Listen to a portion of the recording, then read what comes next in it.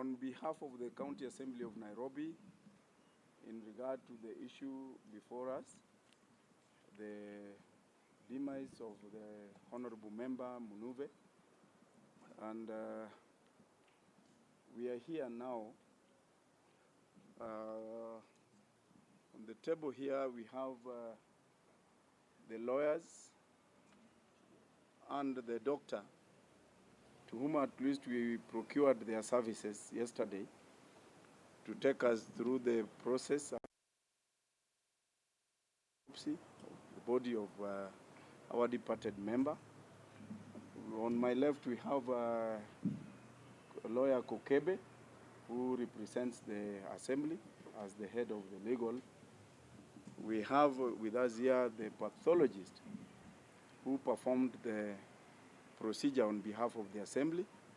We have Wakili Okach on behalf of the county executive, and we have Wakili Biko on behalf of the assembly. So they are going to issue the official statement on behalf of the assembly, because they are the professional who has the background of exactly what happened.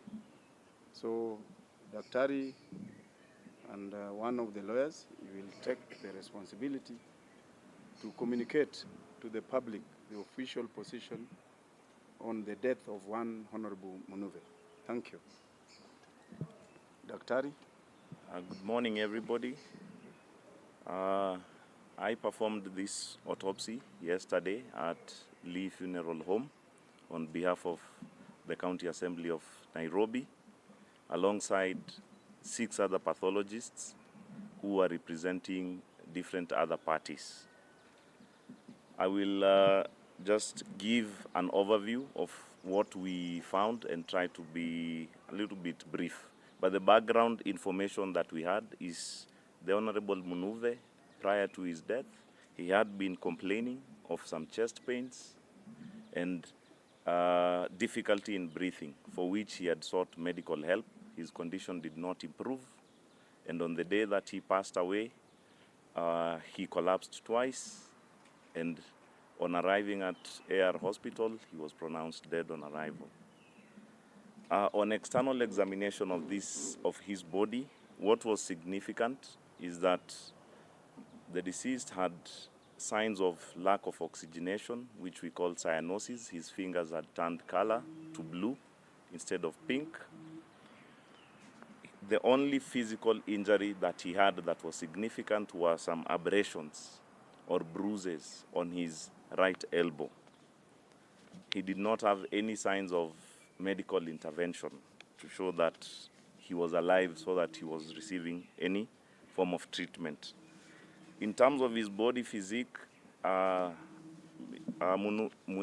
had a normal body physique. He did not appear to be somebody who was unfit or anything. He looked quite okay.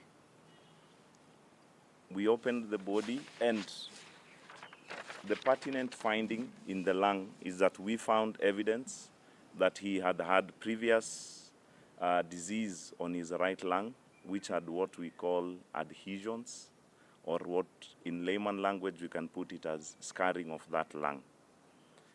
On his left lung, we found a dead area of the left lung, and this was because of lack of blood supply. We went on to examine his cardiovascular system, that is the heart and the blood vessels. We found one major blood vessel that comes from the heart. It's called the pulmonary artery. It had a huge clot, which in our report is written as an embolus. This is what occluded or blocked blood from traveling to his lungs to get enough oxygen to distribute to the rest of his body. On examination of his heart, he had mild enlargement of the heart, which was not significant enough to cause any death. And we traced all the way to the left lower limb, the origin of the blood clot that we found in the pulmonary artery. We traced it all the way to the left leg, behind the calf region. and we were able to demonstrate another blood clot, which is the one that originally detached, traveled to the heart, and started that cascade of events that led to full occlusion and the passing on of Mr. Munuve. All his other body examination was unremarkable. We did not find anything significant contributing to death in his other body systems. And therefore, by way of conclusion, and all the pathologists that we were with, we had a consensus that the cause of death of Munuve was pulmonary thromboembolism, which is blockage of the pulmonary artery, due to the blood clot in the left leg, which we call deep vein thrombosis in medical terms. I wish to finish there.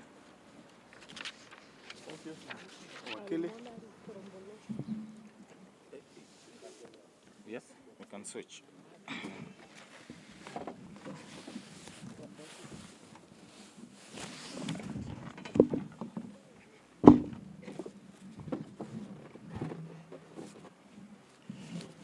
Good morning, once again, members of the Fourth Estate. My name is Duncan Okach. Alongside my learned colleagues, Mr. Biko here, Ashoya, and Mr. Kokebe, we were tasked by the Assembly and instructed to attend the autopsy that was conducted yesterday. And this was out of the need that the Assembly and the leadership, led by the Speaker on my left, to find out the true cause of the death of one of their colleagues. Indeed, of course, the autopsy is both a medical procedure, but involves also a lot of legalities because of the nature of that particular process and because of the need to ensure that no stone is left unturned. So we actually attended from the first point to the very last point. So from a legal perspective, and I'm happy Daktari has indicated, of course, there was representation of every interest. We had over 6 pathologists, and notably there was the senior-most pathologist was actually a family, was actually contracted by the family. That is Dr. Moturi. And based on that, the postmortem was conducted officially by the chief government pathologist, that is Dr. Johansen Oduor. And that is a neutral party. We had the other pathologists who had been contracted separately, but the need for that is to ensure that everything happens openly, and the family itself was directly represented by the brother of the late in the actual procedure, and some other 2 or 3 other relatives. So whatever procedure that resulted to the autopsy report, it was conducted openly and without anything being hidden. That is a testimony that we can attest to. On the actual processes themselves, of course, the doctor and the autopsy report speaks for itself. What is notable and what we will want to be underlined, and that is the report that we have brought back to our instructing client, that is the Assembly, is that all the pathologists, all of them, they were unanimous. The big English word here is unanimous. They were all unanimous that the cause of death is actually the blood clot that went to the pulmonary artery.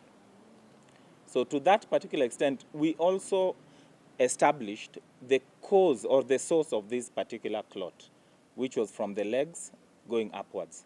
So it was quite comprehensive, such that in the legal parlance, and I believe also the medical parlance, the process yesterday had a conclusive outcome. There is nothing else that any of the pathologists say that they really need to dig further. It was quite conclusive, and notably what also was established is that that clot is not a clot that developed just a day, 2 days, or 3 days. it is a clot that has been there for quite some time. Actually, there is a way of measuring how long a clot has been there. But even by just the visible signs on the clot, it was very clear and again unanimous that that clot is something that developed quite some time back, unnoticed, and ended up going up. Ideally, in the views of the doctors, and I believe even ourselves and any other person who was there, this is something that will have been noticed earlier. It was clear from the history that was given that Mheshimiwa sought medical help. Actually, there were all symptoms that he was not well quite some time back. He sought help from a medical facility. Ideally, it is our expectation, and we really had hoped that if that medical facility had done its homework, maybe Mheshimiwa would have been here and we will not even be sitting here. The reason for that is because clots are treatable. If detected earlier, they are treatable, and Daktari will bear me true on that. And they are ideally based on the time that he first visited the hospital. I think it was on the 17th or 18th day. It was clear that at that particular point, he would have maybe received proper medical attention. He visited that hospital twice, and I think the third time is when, unfortunately, he met his demise. So there was, and all through, the brother indicated that there are all symptoms that there was an issue, especially with this chest cavity. So what the doctors ruled out was that there was no foul play. Everything was consistent. The death was consistent with the aspect of a blood clot going upwards. There was nothing based on all the visible signs that they actually got. I'm happy that the doctor for the lawyer for the family and the family itself are also focusing on that. But more importantly, I think it's time for the family to be given time now to properly mourn. There is closure. And we have said Honorable Munuve has several families. There's the direct family. There is the brothers and sisters who are seated here. All of them are grieving. I think it behoves all of us to respectfully now give him a befitting send-off. The cause of death has been found. And based on that, I think being responsible citizens, I think everything is there for everyone to now partake of what happens going forward. I think with that, based on the instructions, mine is to convey our condolences to the family, to the county assembly led by the speaker here and the leadership here. And notably, I would want to isolate Mheshimiwa Robert Alai, was quite there with us throughout the process and stood by the side of his departed colleague, which was quite good, and several other Waheshimiwas were there yesterday. So it was done in open, and our clients, I think we've done our work. Thank you. Any questions? Any questions from the fourth estate? Any? Lawyers can take up with the doctor.